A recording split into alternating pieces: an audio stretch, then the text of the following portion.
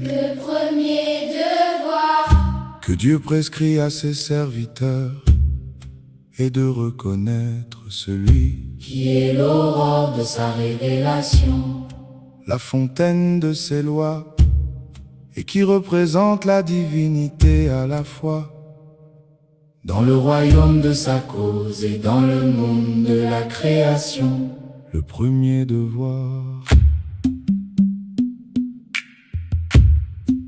Le premier devoir, Le premier devoir.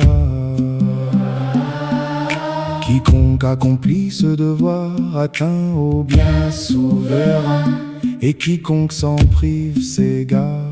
même s'il accomplit toutes les bonnes actions possibles, Quiconque accomplit ce devoir atteint, au bien souverain, et quiconque s'en prive s'égare. même s'il accomplit toutes les bonnes actions possibles, Quiconque accomplit ce devoir atteint, au bien souverain, et quiconque s'en prive s'égare. même s'il accomplit toutes les bonnes actions possibles. Il convient à tous ceux qui atteignent ce rang sublime, cette cime de gloire Transcendante, ce rang sublime, cette cime de gloire, transcendante, ce rang sublime, cette cime de gloire. transcendante,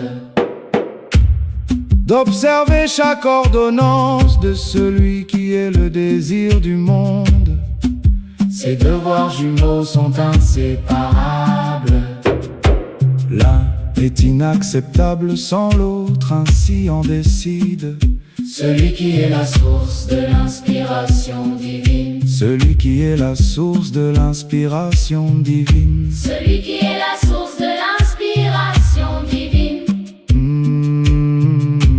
Le premier devoir Que Dieu prescrit à ses serviteurs est de reconnaître celui qui est l'aurore de sa révélation, la fontaine de ses lois, et qui représente la divinité à la fois, dans le royaume de sa cause et dans le monde de la création.